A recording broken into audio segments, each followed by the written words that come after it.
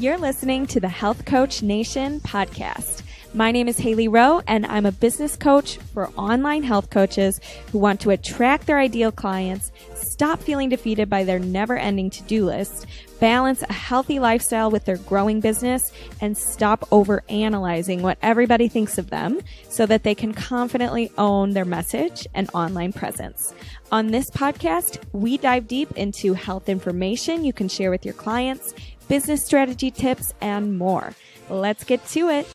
Hey there, I'm really excited about today's episode because you're going to get to hear one of many guest speakers in my Zero to Hero Coach program. Every round of the program, I have guest speakers for you on topics like Pinterest, email marketing, how to keep your business legal, things like that. And this one in particular was one I wanted to share with you because we talk about how to use your story to sell without really feeling salesy. So I think it's going to be really helpful for you if you're struggling with content and how to have your content convert to people actually interested in working with you. Now, the last thing I want to mention is if you are interested in the Zero to Hero Coach program and booking more clients you love consistently online, please do go to haileyrowe.com/strategy-call to fill out your application. The application forms are open for a few more days for this particular round of the Zero to Hero Coach program. But if you miss out on this round, don't you worry, still fill out your form because you'll be notified about the next one. One more bonus announcement. When you're listening to this episode, you're going to hear our guest, Marshall, talk about how to craft your story. And he talks a little bit about a template that he uses with his clients. And I wanted to be sure to make things simpler for you. So I created a template that you can use and you can get at haileyrowe.com/storytelling, all one word, and it's totally free. So go to haileyrowe.com/storytelling for the show notes for this episode. And that is where you'll be able to get your storytelling worksheet to help you implement everything we talk about in this episode. Thanks so much. I'm really excited today to introduce to our Zero to Hero group coaching clients, Marshall. And Marshall, how do you pronounce your last name? It's Gillen. Gillen. Yes. Gillen, yeah. And he is a firecracker, and I will let you tell everybody about your story first, and then we're going to talk about storytelling as a coach online. Yeah. Well, first off, Hailey, I really, really appreciate you letting me come into your Zero to Hero group. Like, how incredible is this? And I just want to say thank you to all of you, especially you guys who are here live joining us, and those guys who are coming back and watching us on replay. Really, really appreciate your time. I know how valuable it is. So I know that Hailey and I think it's just amazing. And so a little bit about me. Where do I even start? I grew up like Hailey and I were just mentioned on a small farm in the middle of nowhere, Illinois, and really my life it was met with mostly challenges and a lot of turmoil, a lot of trouble. That kind of destruction as I got older led into a very destructive lifestyle. But now at the age of 35, I've gotten that well under control, and I've been an entrepreneur for the last 7 years. The last 3 years specifically, I've been working online as an online influencer. And then specifically in the last 2 years, I've really been focused on helping coaches and entrepreneurs transform their story so they can transform their life. And I find that a lot of people just want to hit the stage or they want to build a platform where they can speak and share their stories. And so I've really learned how to use storytelling and the art of communication as a weapon to really go out there and make a change and really be able to help people transform their lives. So it's been an incredible journey. Sometimes I'm a 5-time college dropout. So sometimes I have to pinch myself. I'm like, is this really my life? And I think the coolest thing is that, through storytelling, we become so relatable that it's like the most selfish thing you can do is like make somebody feel good. Right. And so when you really learn how to use your story and turn that mess into your message, it's great. You make more money. The freedom is amazing, but it's truly like how much fulfillment you feel. And I think that's what's so great about storytelling. Yeah, definitely. And I think it's something that's maybe overlooked by a lot of coaches. I think a lot of people are focused on just their packages and who they are, like what kind of clients they coach and things like that. And I think that from what I keep hearing and seeing, storytelling to me is becoming up the charts as far as importance. 100%. How much it will influence your income. And Yeah. so can you tell us a little bit about how to even start developing Yeah. a story as a coach? Yeah, of course. Well, I mean, I think first is it doesn't matter what industry you're in. Like, it doesn't matter what you sell, what your product is, what your niche is. With so much access nowadays, consumer is no longer being sold to. Like, nobody is being sold. People are only buying. They are making informed decisions on who and what they want to buy and who they want to buy that from. And so the old days of the ABC always be closing and and the position in the sales and don't, like, that's done. And so I know that just like you guys on this call right now, our BS meter is high. Like, we can sniff that out right away, when we don't really believe in somebody. And so you got to remember that our clients feel very, very much the same way. Okay, cool, Marshall. Well, then how do we fix that? And so I know a lot of coaches go out and they think post a picture, making a video. Now I got to add value and value and value. And that's great. But you guys are going to want to write this down. Facts tell and stories sell. The reason I say that is because I want you guys to understand that with our digital phone, with our mobile phone, that's now like a digital campfire. And so what I want you guys to think about is that every time you guys get around your little digital campfire, how can you tell a story that's going to get your community to lean in and be like, oh yeah, like we all remember what it was like when you guys used to go camping and you put the flashlight up, or even if you're having people over to the house, right? Put the flashlight up at dark time, you're a little kid, you're supposed to be in bed and telling your scary stories to your friends. It's the same thing. And so really what's really interesting is that I want you guys to understand that storytelling is science. Okay. Once you guys understand how to tell a story, it's almost like your ideal client is impervious to your message. And so what I really want you guys to understand is that when we're telling stories, the number one most important thing about a story is a great story is relatable. And that's it. A great story is relatable.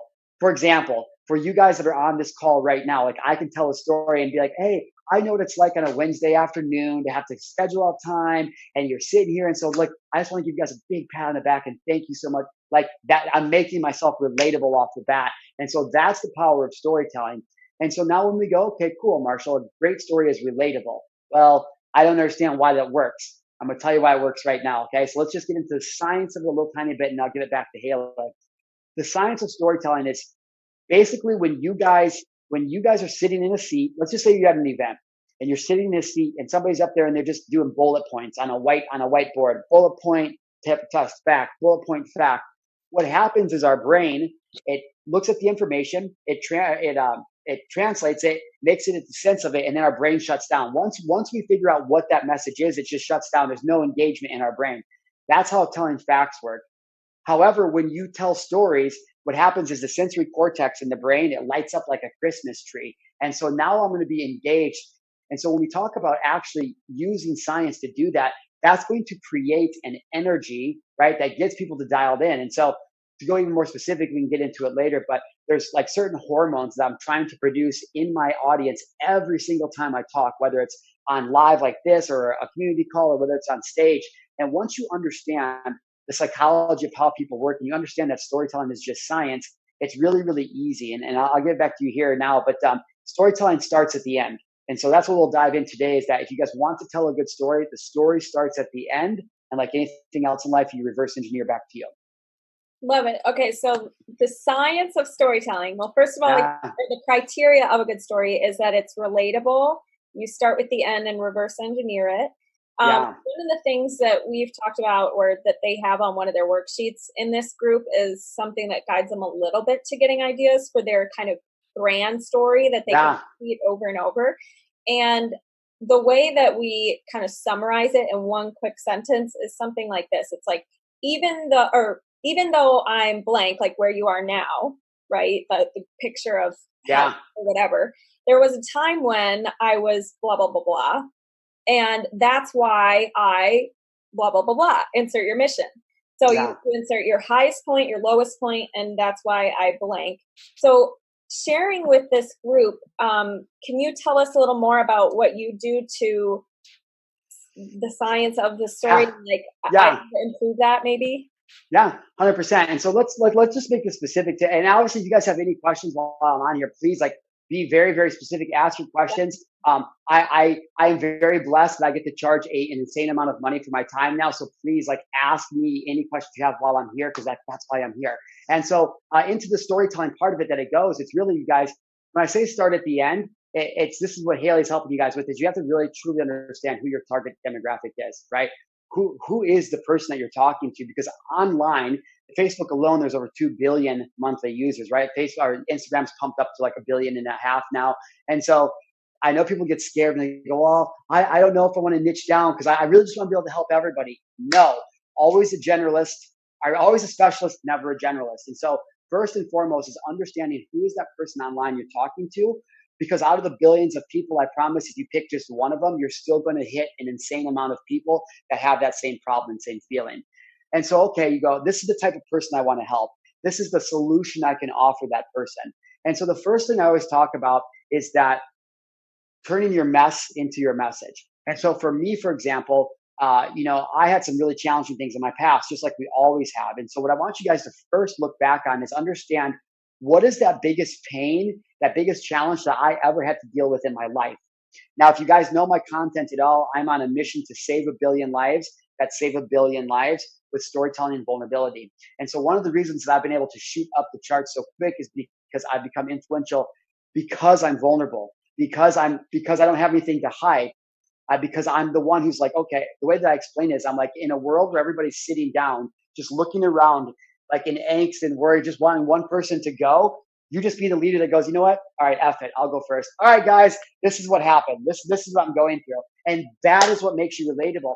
Nobody cares that you haven't made $1 million yet. Nobody cares about the people that you're hanging out and taking pictures with. Nobody cares about what your program is. What people care about is that they feel heard and they feel connected and that there's somebody just like them. And so I'll get into a lot of my story later, but my parents were divorced when I was 2. My dad was a severe alcoholic, used to beat the hell out of my mom. We moved out. She got, when I was 4, she got remarried. Now my mom was the CEO of a bank. So she used to have to drive 45 minutes to work an insane amount of hours, drive 45 minutes back, which meant that I was spending all of my time with my stepdad on the farm. Problem being is that my stepdad, I know now that hurt people, but my stepdad was just very, very mean to me. Tell me I'm a worthless piece of effing crap. You're nothing but an idiot. You're a loser like your Mexican dad. You're gonna be a pot, like all this crazy stuff he would tell me. And so this really became my life of just feeling like a complete piece of crap.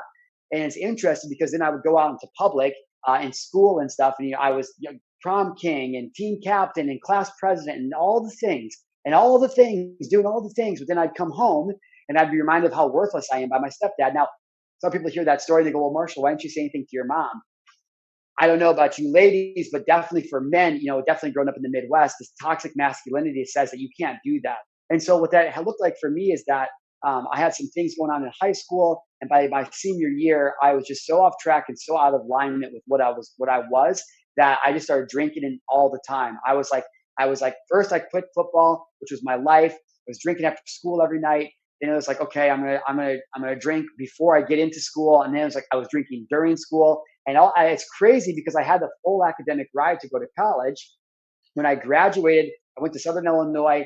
I made it for about a semester and I dropped out at 19. And I was like, I don't want to do that. And so from 19, for the next 4 years, it just looked like me bebopping around all over the country. I was heavily using drugs, alcohol, really at just burning out, like bad relationship, toxic people. And finally, I ended up in San Diego out here at the age of 23. Now I'm 34 now. But at 23, I was living in this gross little apartment and in the middle of San Diego. I had nothing in the apartment. I had a laptop and an air mattress, and that was it. And it just got to the point where I had been dating this girl for a while. We had just broken up, and I saw that and this is back in the day of MySpace. I don't know if anybody's old enough to remember MySpace on here, but MySpace. I opened my computer on MySpace, and this ex-girlfriend who I'd only been broken up with for like a week, had already moved like across the country, and like this picture I saw of her online was not good of what I saw going on. And so that was just a kind of the final straw that kind of broke the camel's back. And I decided to try to kill myself that night. And so in a little gross apartment, I took a bunch of cocaine. I took like 50 Xanax, drank a bottle of vodka, and I was like, I don't want to live anymore. And so what that looked like is I called my mom on the phone as I'm like falling out. I can't even imagine being a mom. And I'm 2,100 miles away, and I'm saying, Mom, I'm so sorry for everything. Like, just couldn't do it anymore. And I'm fading. And she's screaming on the phone, Marshall, wake up. Like, wake up, Marshall, wake up. Now, luckily, I didn't die. My roommate came home a couple hours later. They found me unresponsive. They got me to the hospital. Great. The part of the story is though, that there's a lot of people out there that thought of hurting themselves. Well, for most of my life, because of the limitations of my stepfather, and then because that I attempted suicide, I was like, nobody can ever know about this. Nobody can ever know about this. This is terrible. I'm so ashamed. I'm so embarrassed. The guilt that I felt. And so, not that I wanted to die anymore, but I just didn't care if I did. And so I got really heavily destructive between the ages of 23 and then right up until 27. Now, at the age of 27, I had a best friend for a few years, a couple years younger than me. His name is Dustin. And Dustin and I were very much alike, except that Dustin was struggling out in Omaha at the time. He had a wife, 2 kids, and he was really going through some stuff. He was using a lot of prescription pills, drinking a lot, and really struggling. Now, at this point in my life, I just was not in a space to talk about this, to even acknowledge it. I didn't know how to. And so I'll never forget 2014, Dustin called me up in February, and he was crying on the phone. I saw the phone, but I let it go to voicemail, right? Because I couldn't deal with that, right? I knew he was talking about it. I knew it was a bad way. And so I listened to the voicemail after he leaves it, and he's crying. He's like, "Yo, bro, it's Dustin. I just really need to talk to you, man. Just call me back when you can." Now, for me, I was like, okay, I'm going to call him tomorrow. Tomorrow turned out to call him that week, next weekend, and then next week. And then before you knew it, a whole month had gone by. And 4:32 a.m. in the morning, Pacific Standard Time, I got a phone call from his sister. And I'm like, this is weird. It wakes me up and I answer it. And Paige is like, Marshall, Dustin hanged himself last night. And I was like, even now, like, I don't carry any guilt. This is why I do what I do. And so when I got that message, I really had to start to look at my life. And I carried a lot of guilt around that for a long time because I always thought, man, what if I just told Dustin my story? What if I shared this with him? What if I had told him what I had gone through? But I didn't. And so I carried that around with me in a long time until basically I finally found a mentor who taught me, about public speaking and yada, yada, yada. And then through investing and so forth, now I end up here. And so why I'm telling you guys this is because that was my biggest mess. And it's what I ran from my entire life. However, now that I'm the type of man who's willing to stand up and be like, you know what, I tried to kill myself when I was 23 and I lost my best friend when I was 29. And it was the most emotional thing I've ever gone through. And now what I believe is that if I can be willing to create that vulnerability and be the person to tell the story, then I can help transform other people's lives. But I travel all over the world now speaking, and it doesn't matter what stage I'm on, little or small. First thing I'll ask when I hop on stage is I'll raise my hand and I'll say, how many people in the crowd have ever thought about hurting themselves? And whether they raise themselves or not, at least 50% of the crowd almost always raises their hand. And the other 50% usually comes and finds me after I get off stage and they're like, yeah, I've done that. Like, thank you so much for making space for it. So why I'm telling you guys this is because I know there's things from our past that were challenging, and it might not be attempted suicide. It might be something different, but there's things from our past that we had to go through that we didn't think we were going to make it through. And so what I'm going to invite you guys who are watching this today is to ask yourself these 2 questions. First question is, if you could take away any pain, if in the world, if it's up to me, nobody will ever have to feel that pain again. What would that emotion be? What's that one pain you wish you could just take from the world and heal them from, right?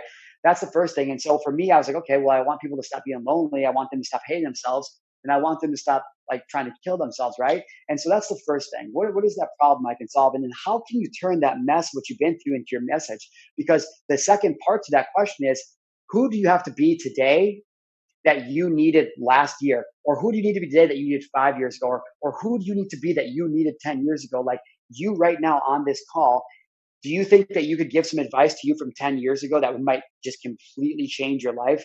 Do you think that maybe you could look back and be like, yo, Hailey, like, girl, I know this is crazy right now, but you got this, okay? It's going to be a little bit tougher, but I'm here to support you and I'm going to help you through it. Like, it would have made all the difference in the world. And so now when I think about storytelling and the way that I train people, I'm like, listen, there's nothing embarrassing about your story because every single person has gone through it. Especially as entrepreneurs, we walk into the room, hey, what's going on? Oh, it's great. How's business? It's awesome, man. Hey, what are you doing? Living the dream. Meanwhile, we're all saying that, but it's like, I just had a fight with my girlfriend, or I'm going to strangle my husband, or my kids are driving me nuts, or I miss my kids, or my kids are sick, or like whatever it is. And so what I've been finding is that with creating this space right? Through vulnerability and storytelling, it allows people to step into it and then find their own greatness. And so a lot of what we do in the fitness and health world, it's those same things. And we can get into some tactical stuff, and it really comes down to understanding people's problem.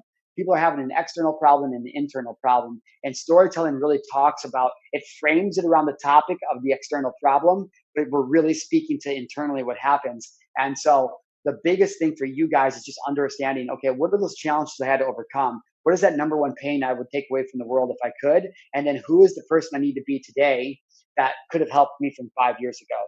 And once we have that kind of clear on what's going on, then everything else, our offers, everything we do, they just stand behind us and they sell themselves. Love it. Yeah. So I have a few follow-up questions, and Rachel also asked one, but as you were sharing that, I think a few things stood out to me is the details shared, the fact that you're not afraid to be vulnerable, and the questions that you brought up as things that we need to answer. If you could take away any pain from the world, what would it be? How can you turn your mess into a story? Who do you need to be today that you needed 10 years ago, 5 years ago, etc.? And framing the external problem and sharing that story and what happens internally that your people are going through. So I love that. And so your story has a lot of downs, right? Yeah. And my question is, I know there's going to be clients watching this who are like, I don't know, like I was a little overweight, or I was a little, but I didn't do anything like, right. I didn't do drugs, I wasn't an alcoholic, etc. And I'll share with you a personal story too. One time I auditioned for America's Got Talent. I sing, as you know. That's exciting. And they were like, I was a lot younger than I am now. They said, you have a great voice. What's your story? What's your background? And all I was saying was, I go to school and I have a sister and I have 2 cats. Like, and they were like, you have no story. Like, we can't have you on the show because it, like I, lived on the streets and blah, blah, blah. Yeah. And so, what if they feel their story isn't that big, and how do they make something that's maybe not that big? Yeah. It's interesting. How did that make you feel when they told you didn't have a story and that you couldn't be on the show because of it? Well, not important. Yeah. Right. So that's the story, you guys. So you listen to somebody like me. I'm like, oh, I tried to kill myself. Right. And then you sit in the crowd and you go, I don't have anything like that. I don't even matter. It's the same limitation. And so that becomes the thing. And so if you guys are ever faced with something like that and people are like, what's your story? Well, you know what? I'll tell you what. The story is that I've for a long time didn't feel worthy of being great, because I look at my life. I'm like, I have parents. I went to college. I have everything. So what is it that I have to be sad about? But you know what I found out is that as I went out into society, because I didn't have some story, it seemed like I wasn't important. Or is there anybody in the crowd out there that feels like they're ignored just because they didn't go through a downtime? Yeah, exactly. I can relate to that too. And so any story can be relatable when we get to that core emotion. The details are, you don't have a story. The details are that I try to commit suicide. At the end of the day, the emotion internally is that I'm not good enough. And so when you guys can figure out whatever that is, what is the topic that your client is, the external problem? Oh, like CarMax is a perfect example. CarMax, when they sell their commercials, they're not preaching to the external problem. The people that need a car, they need a car. I need a car. My car doesn't work. But CarMax is never like, come on down, buy a car. It's so the APR. No, the internal problem of buying a car is it sucks. Car people suck. It's not fun. They're trying to rip you off. It's a bad feeling. And so what does CarMax say in their message? Hey, nobody's going to bother you on the lot. Come down and sit at anybody's desk and we'll help you out. It's completely hassle-free and pressure-free. They are solving the internal problem and letting the client go, oh, yeah, they sell cars. This is the external problem. So same thing with you guys' fitness business. That's why the branding and position of what you call yourself and what your message is so important, because that's the overall umbrella that is. Like, I'm top paid speaker, but I'm a transformational storyteller. And so yes, top paid speaker is my overall brand, but my internal message is that you're worthy of love and greatness, right? And so that becomes the driving force. And so what I always tell people is don't really focus on the details. Find out what that emotion is. And how can we go? A good story, like I said, starts at the end. The way it works with storytelling is once you guys get clear on what that mess is that you're going to use as your message, and you guys start at the end, when you go to give a talk, whether it's online, whether it's right in person to your clients, when you guys are going to do that, you got to think about, okay, where are they at right now? Like in this moment. So I'm going to make a Facebook video, right? It's live. It's whatever time, 4 o'clock on a Wednesday. So I'm going, okay, what does my client do? What's my ideal client feel like on a Wednesday at 4 o'clock? They're probably doing this and this. So I'm going to think of a story where the emotion that they have, like whatever their emotion they're feeling right now, what is a story from my life where I felt that same emotion? And then how can I start there and work backwards and bring them from where they're at emotionally here up here with me? So let's say that we're on this call right now, and let's say that it's Wednesday and we're doing this thing. I know that you guys don't have all the time in the world to just sit on an hour call, but you guys made an investment, you want to train. And so I'm thinking that already, and I know that, and I'm not doing a training, but I'm telling you guys I'm speaking. I'm going to take that into consideration. And so I might start off with a story of like, yo, check it out, you guys. So thank you so much for having me on here, Hailey. I was actually at the doctor's office the other day. And I'll tell you what, guys, I hate going to the doctor's office. One, probably because I'm a man. And two, the second thing is I just don't have the time to do it. And I was sitting there at the doctor's office and I just kept looking at my watch and the time was clicking, ticking away. And I was starting to get really impatient. Any of you guys on this call ever get really impatient when you're waiting for something? Yeah, me too. And so I'm sitting there in the doctor's office and I'm waiting, but I knew how important this was. I was getting ready to make an investment into my health. And although I'm sometimes getting impatient, I really needed to make this investment. And it turns out when I went to the doctor, I got some great news, worry off my chest, and now I'm feeling awesome. And that's what you guys probably feel like today. So I want you guys to know that your patience is going to pay off. I'm going to give you some awesome news and you're going to leave here feeling great. That sound cool or does that sound cool? And so this is just like an example. It's obviously a very, very general story, but it's like, how can you meet your client, your audience where they're at, and then bring them up emotionally to you want? That's called framing. How do we frame what it is we're trying to do? Because now that I've made myself relatable, now I go, hey, what's going on, guys? I'm having an event tonight. Stop by, do my thing. Hey, you guys, I just launched my program. But all I did first was before I made my offer, before I talked about my content, I just parked a relatable story right in front of it. And so Rachel asked about how do you make it short? Actually, I'll let Hailey, you stay in control. You tell me where to go next. No, I would love to dive into that. How do people have short attention spans on Instagram and Facebook? Yeah. And so this is something that I teach as a speaker. And so this works for storytelling. So one of the things I teach my speakers is that you never know really how long the talk is you're going to get. Like you might have a 15-minute talk, you might do a 90-minute talk. And so how do you judge? Well, the first thing is understanding what is the beginning of your story. And so Hailey had a nice little compact way for you guys to do that. But what is the opening? What is the beginning of the story the emotion you want to create? And then what is the very end of it that you want to make them feel? Those are the two bookends, or the train engine and the caboose, right? Cool. This is where they're at. So I got to relate to them and this is where I want them to go. Now, if you have very little time, like 15 seconds, you're going to want to go, hey, right into the engine and right into the caboose. It's going to be very, very short. If I'm giving a 15-minute talk, I don't have a lot of things to do. However, what I would say is that there's to sit down and to find, I teach you this, it's called the story library, but sit down and write out some of the biggest turning points in your life. It could be good, it could be bad. And what I would suggest, what I always tell my clients to do is break it up into threes. Find a funny story, find an emotional, like a sad story, and then find a story of you winning. Funny, sad, winning. And so now when we have these three different phases and we have the story library, now we can have these stories in a bank, in our back pocket. So regardless of how long or how short our talk needs to be, we can just put different cars in it like a train. And so if you guys are going to be doing a training like this, you're like, oh, I want to put a couple of these cars in between the caboose and the engine. And so really, again, it comes down to verbiage. For something super short, I do like an elevator pitch. I just stick to my elevator pitch for 30 seconds to tell a story. And for me, the way that looks like is who am I? What do I do? Who I help? And then 2 statistical facts.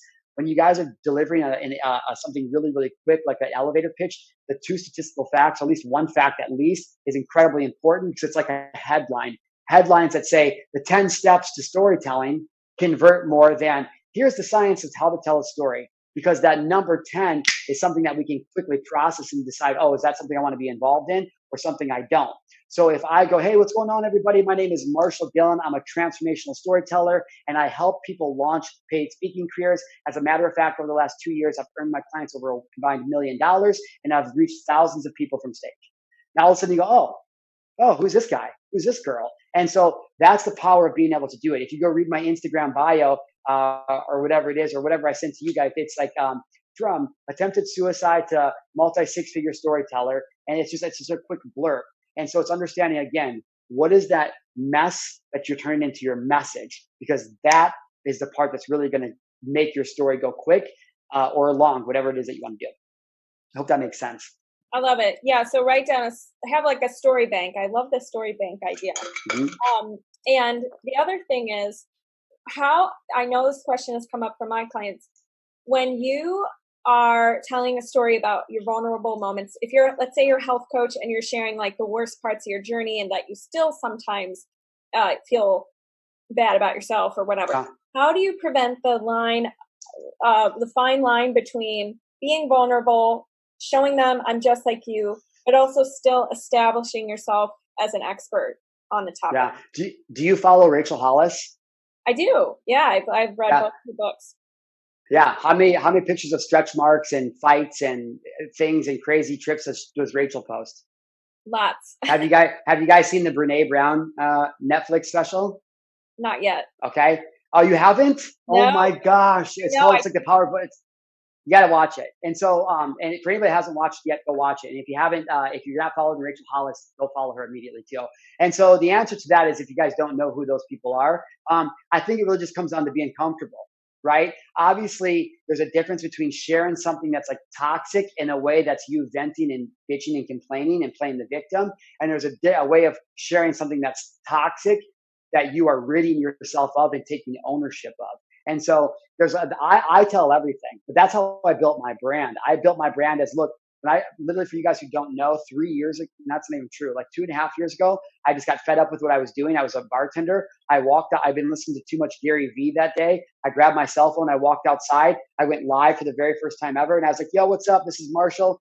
This is my journey to becoming a highly paid public speaker. I don't know if it'll work. I might fall flat on my face. I don't think I will, but I welcome you to join my journey.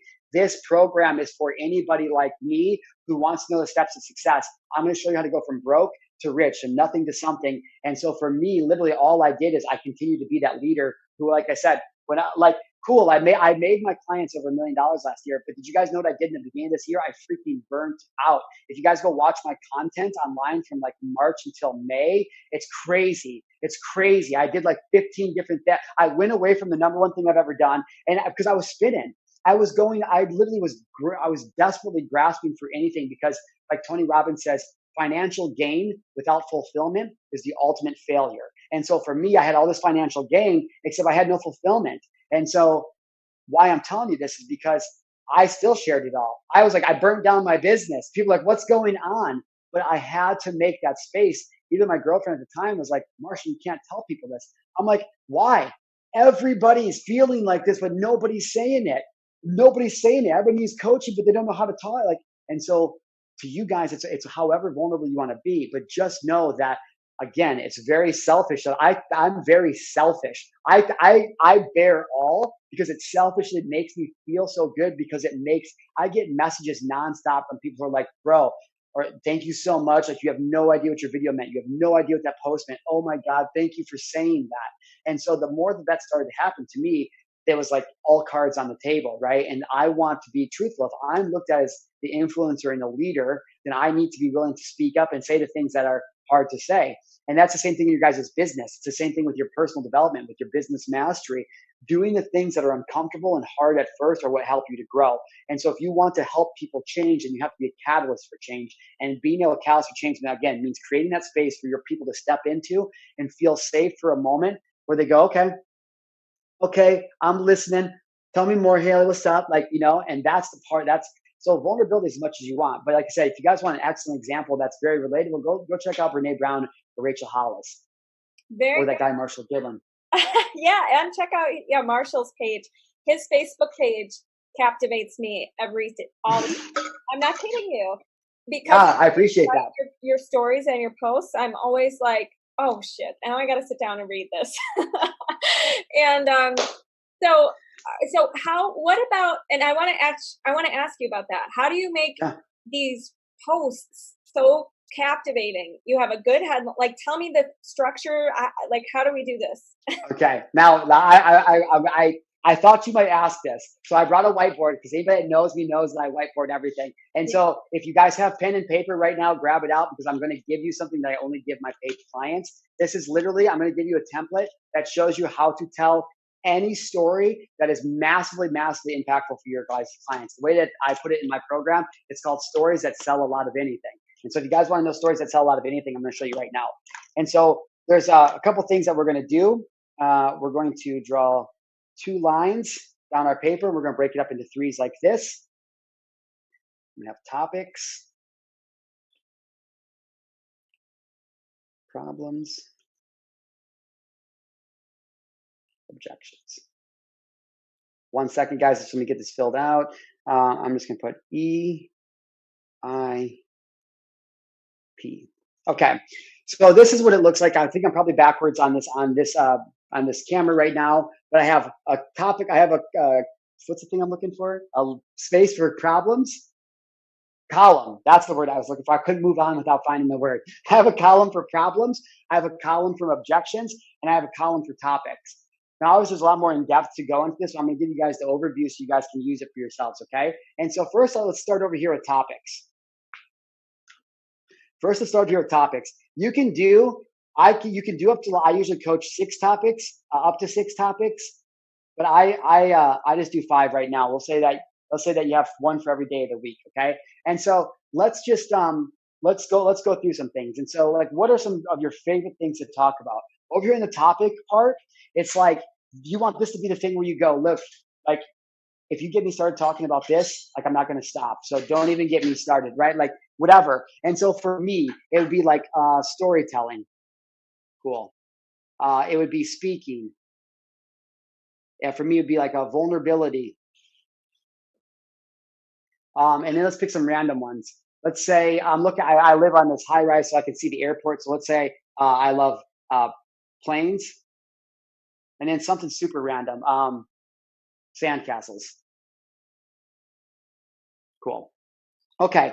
So now these are these topics. These are things that we could always talk about, things that we love to talk about, and I mean, you could put fantasy football. You could put freaking, I don't know if any of you guys play fantasy football. I don't know what popped in my head, whatever you want it to be. So let's just leave those there for right now. But again, a few topics that you just know a lot about that you love.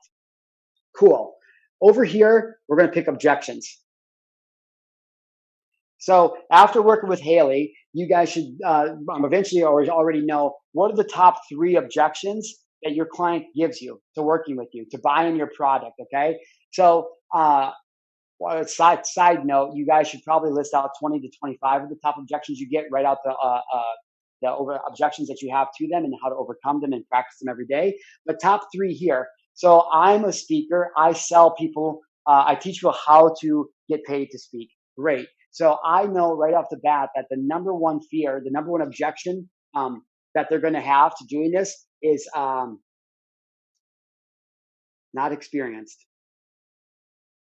Okay. They might know that they have a problem. They might want to solve it, but that's not for them.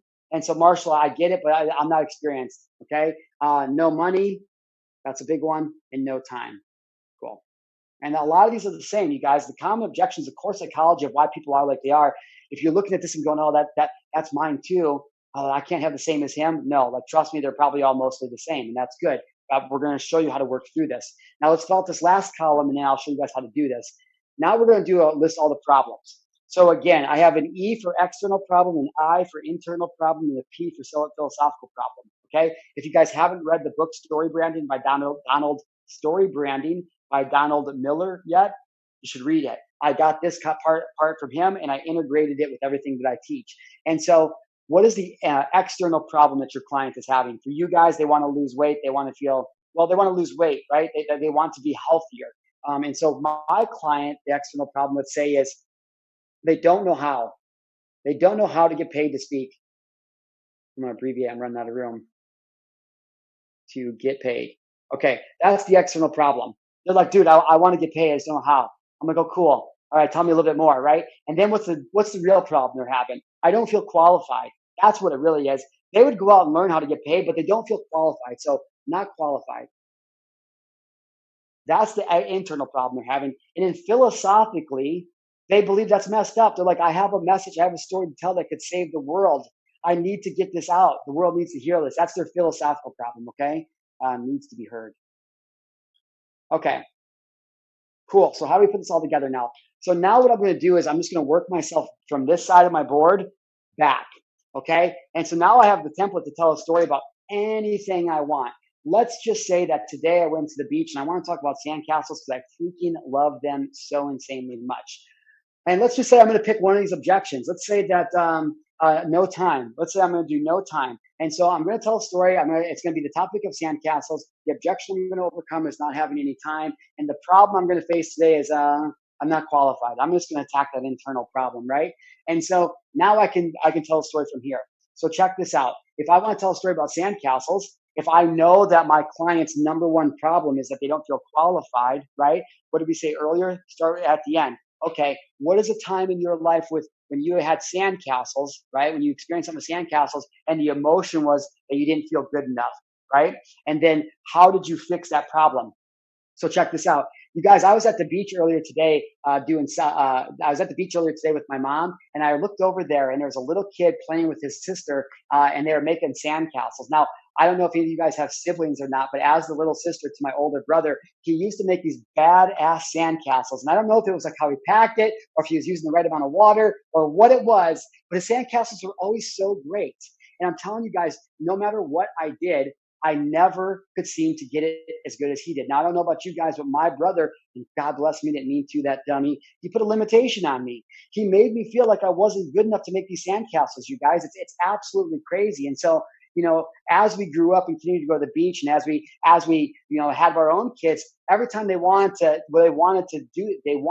me to help them build sandcastles, I always made up some excuse. So I don't have time to do that. Mommy's busy. Mommy's got to do this. I'll help you in a second. And it wasn't until I started doing that deep inner work that I realized that it wasn't that I didn't have any time. It's that I still, at the age of 40, didn't feel qualified to help my kids make sandcastles. Now, listen, you might be struggling with this in your health. Is there somewhere in your health right now where maybe you have that best friend and she's just got her body all great, right? And you show up and you're all of a sudden like, okay, well, I can't be Becky. I'm not as good as Becky. Plus that I don't have the time to be Becky. Well, I'm just going to be honest with you guys right now. I have met people just like that. And because of showing them a structure and a system of how to get healthy, and not only get healthy, but how to do it simple, it takes time right out the window. Because once you have a structure, what you're going to find out is you actually create more time in your life. Now, if I could show you guys how you can get in shape like Becky and have more time, wouldn't that be great? And then maybe you can teach me how to make a sandcastle. Boom.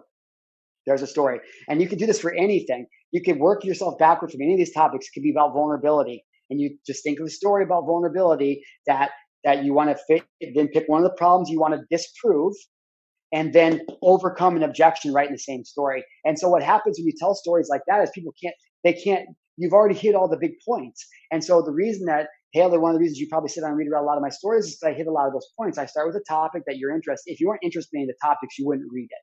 And so that's the first part. And so as an entrepreneur and a digital storyteller, something like this, there's our commonality. And so there's the topic.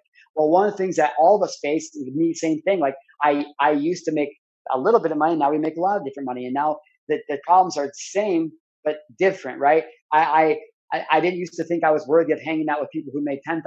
Now I hang out with billionaires. I don't feel worthy of that. And when I'm a billionaire, I'll probably feel like, who knows? It's always something. It's always the same principles, you guys. And so literally that's the easiest, fastest way to tell stories that sell a lot of anything is using that chart. Did I confuse too many people?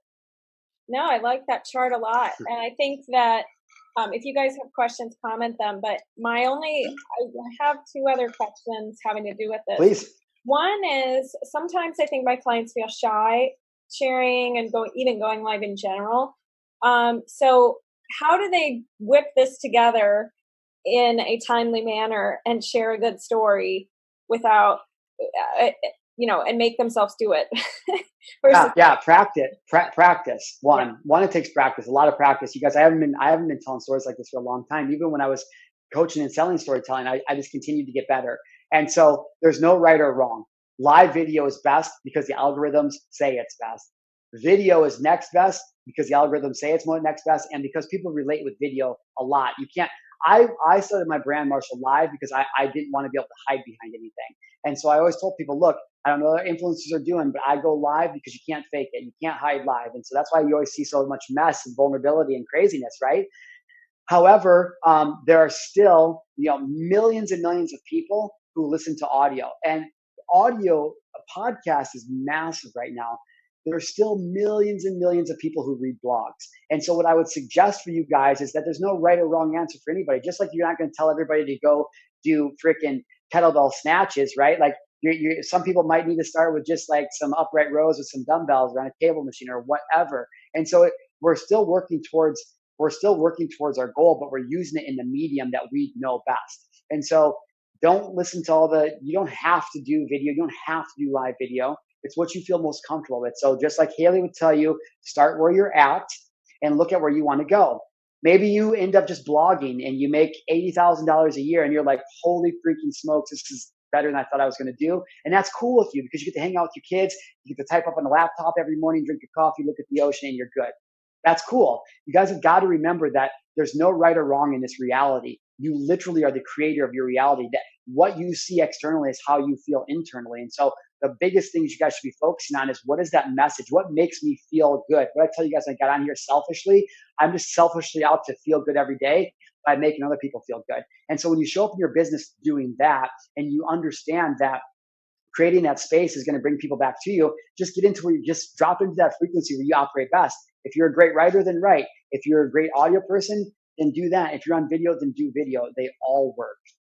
Love it. I like that. Start where you're at, and it can be in different forms, like audio, video, etc. Okay. And what about if they don't? Because another thing that might be making them feel like they're not good enough in the beginning of this journey storytelling is they don't have a lot of client success stories in general, but they have their own personal stories. So how do they kind of work around that and make sure that they're showing up like an expert, etc.? Be honest. Be honest. How many of you guys, well, I don't know how many of you guys do, right? But how many of you guys like maybe, are still part-time, right? Maybe you guys this is your side hustle and you're still trying to do that, right? Well, guess what?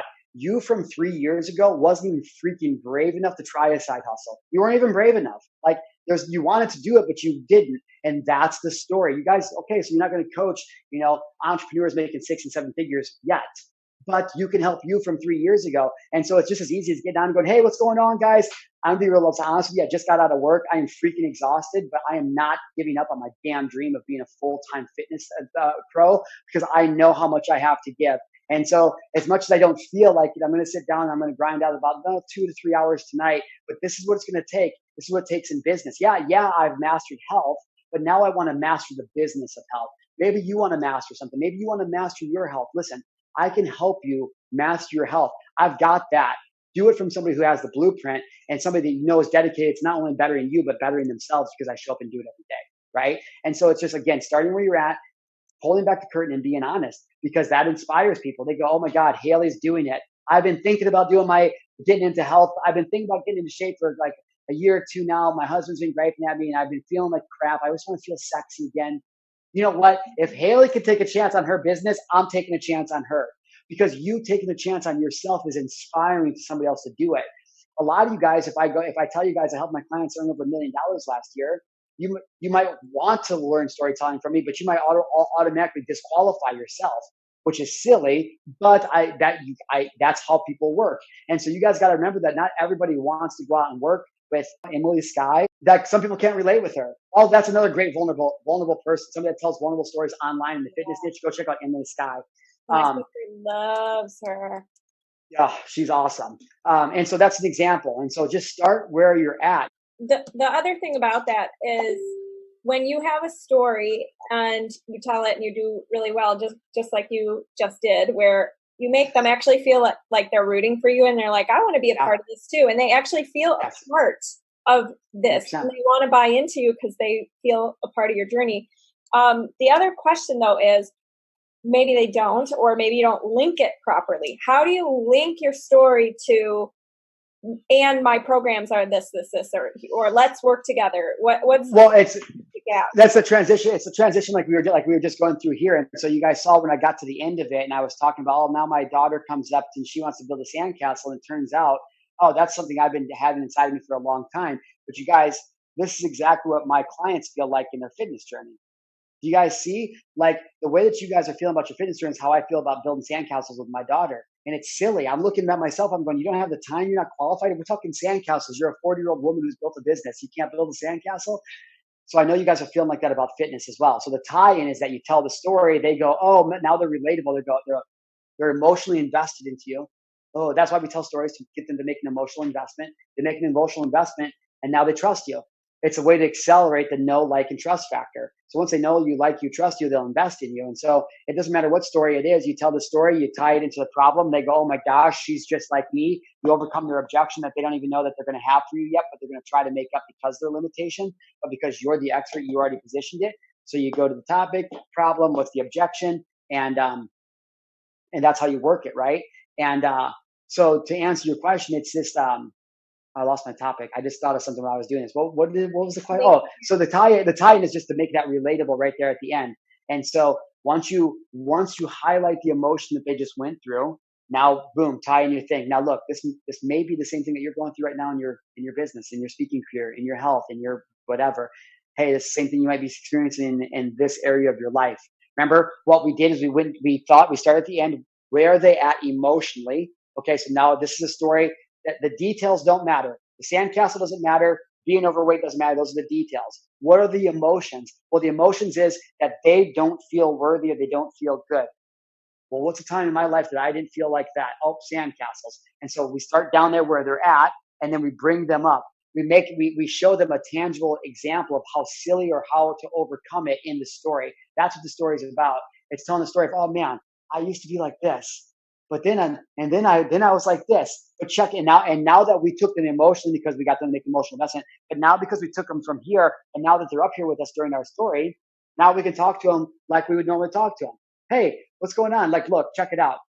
So this is essentially what we're saying. Now, obviously, we're not saying that, but we're going, hey, now that you know that I'm qualified, now that you know that you can trust me, now that you know that I'm just like you, don't you feel like you should probably buy from me so I can help you solve your problem? And they're like, oh yeah, man, you are just like me. You know exactly what it's like, you know me, right? And that's it. It's just storytelling and vulnerability. But the key part, and what, like I said, I was going to help you guys with is understand what are their core problem, what is the real problem at hand, and then understanding all the objections they're going to tell you. Because it's great that works for you, Marshall, but that's not going to work for me. And that's why you guys want to that's why you guys want to add in the objections. And so when you tie those three elements, topic, problem, and objection, into one story, it doesn't matter how small or how short it is. Like I could be like, yo, what's going on, guys? I'm Marshal Gillen, transformational storyteller, and I help people who have gangster stories who don't feel qualified turn them into paid talks. As a matter of fact, to statistical facts. And so it's you meet them at the end and then bring them to you. Love it. Okay. And I think that's such a better way to think of sales in general. Yeah. Like this week, actually, we were talking about sales and overcoming objections. And the definition of sales that I shared with them was from Dan Sullivan. And it's, it's selling is getting somebody intellectually engaged in a solution or result that they want, and getting them to emotionally commit to that result. 100%. So it includes, and that's good for them. It's a result that's good for them. So selling is serving. Yeah. And then the emotional piece, it gives you a way to bridge, like instead of talking at your clients, overcoming their objections and lecturing them why they need this, you're able to take a story and, make it a sale without really selling, being pushed. Let's see a Paige said here. Yes. Paige just shared. Sounds like I have another self-limiting belief on not being a good storyteller or to get over it. Paige, that might be true. And so let's just talk a little bit of transformational work or for 1 second. I'll give you guys a tool that I teach because I do speaking on the low end, but people hire me one-on-one for transformational work. And so one of the things, Paige, I'll invite you to use is to reframe that way, the self-talk that you use around that. And one of the ways that we do, as silly as it sounds, is up until now, I haven't been a great storyteller, but today I claim my ability to impact the world with my stories. Up until now, I haven't been X, Y, and Z, but today I claim my ability to do yada, yada, yada. And so, Paige, what I would say to you or anybody else that's watching this that doesn't feel like you're a good storyteller, it comes with practice. Like, you don't just show up to your job the first day and you're like, walk in, you're like, yo, what's up? Yeah, I got this. Don't worry. And you go training. I'm good to go. You walk in, you're like, I don't really know anybody. I don't know if they're going to like me. Oh, like, okay. And it's like 2 weeks and it's 3 weeks and you've been there for a year and you're like, you're walking in like, yo, what's up, Frank? Yo, Becky, what's good, girl? Like you sit down and like you're wearing board shorts, right? And freaking Crocs, right? Like you just get comfortable. And so the thing of it is that storytelling is all about desire. And you guys have got to find that why that burns inside of you, because otherwise, what's the point in having a business? I know that when we get into business, we only get into business because we want more freedom. Except when we get into the business, we realize it's hard to make money. And so we focus on making money and we spend all of our time doing that and we lose all the freedom we ever had. And so then we become miserable within our business. We go, well, that doesn't work for me. That's not true. I used to be like that. When I first started off in business, I was a mess. I realized I was a joke. And now I'm a much better business owner and I crush it, right? And the same thing with you, Paige, or anybody else. You guys over time, if you're committed to getting better, you guys are going to get better in any area of your life. The reason you're going to want to get better at storytelling is because you guys are going to love the impact it makes, the way that makes you feel, the way it makes your clients feel. And so when we're talking about selling, right? Just real quick to touch on that, selling is serving. You guys, one of my mentors, Ed Milet, he says that you have to be absolutely evangelical about what you sell. And I agree with that. Like, if you don't feel like you're the best solution, then you should either be working your tail off to learn and to have the skill sets to become the best, right? Or you believe that you're the best and you just need more people to know. And so when you know that you have a product that can solve somebody's problem, like, think of how rude that is of you to keep that. Like, what if your arm was freaking bleeding and I had Band-Aids in my pocket and I was like, oh, I'm not going to go tell Hailey because I don't want her to think that I'm being weird. But meanwhile, I'm bleeding out and I'm too scared to ask for help. And I'm just bleeding all over the place. And you're like, this person is dying. I can help them, but I don't want them to think anything of me. It's the same thing. You guys, these men, these women that you work with, they are feeling like crap in their lives. They don't want to have sex with their husbands because they don't feel sexy. They don't want to go put this on because they don't want the girl at the office to judge them, like whatever it is. And then that causes her to show up as less of a wife, less of a girlfriend, less of a daughter, less of an employee, less of a sister, less of a cousin, less than. And that's not fair, because leaders like us on this call we've been called to step up into the limelight, to be able to create that space for people to step into their greatness. And so as health coaches, yeah, that's great, but health is wealth. You guys, I always tell people that, like, this body, I'm like, if we were in outer space and we were like in a spacesuits and I somehow got like a pair of scissors up there and I was trying to cut a hole in your spacesuit, you'd freak out. You'd be like, get away from me, I'm going to die. But it's the same thing here on Earth. It's like, dude, your body is your space suit. And if there's a hole in your space suit, guess what? The gig is up, just like that. And so when we start thinking about that, you guys, there are people, especially here in America, man, I mean, the government poisons the food, right? Like, it's not healthy. And so how can we help people have more quality of life? And you guys, by telling these stories and becoming a great storyteller around your why and that fire that burns in your stomach. Like, when I go tell this story tonight and I tell my why, I'll tell them it's because I don't want another 13-year-old boy sitting on the corner of his bed in Illinois crying, hating his life, wanting to die. A 13-year-old boy wanting to kill himself. What are we talking about? How dare me if I don't stand from the tallest building and run out into the street and I tell everybody about top paid speaker and vulnerability and storytelling? Like, how rude of me. And so I want you guys to think of that. Serving is selling. You guys have a solution. When you guys go to the doctor, you don't sit down and go, oh, doc, I have a cold. And the doctor spends like 20 minutes trying to sell you on taking medicine. He's like, he's positioned as the expert, which is what Hailey's helping you do. Then they sit down. Hey, what's the problem? Oh, I've seen that 1,000 times. Here's your prescription. It's the same thing. So when you guys, storytelling just positions your brand as the expert, as the authority. And then when people show up, they're already interested. That's why. That they're already interested. They know, like, and trust you because of the story they told. So then it's your job to prescribe them confidently, because you believe in yourself, the solution to their problem. And that's it. That's all it is. And so that's why the quote exists. The more people you help get what they want, you can have anything else you want in life, right? And that's kind of went off on tangent on selling. Sorry. No, that was a beautiful way to tie it all together, because we just talked about sales and I said the exact different analogies, but the same exact message. Like, you should be wanting to say, hello, I have it. Yes. 100%. Yeah, and it's hard. A lot of the self-limiting beliefs from our childhood that, we're just not taught to be like that. Mm-hmm. Awesome. All right, Marshall. So if anybody doesn't have any other questions, if you do, just put them in the comments. But I really appreciate you for being here.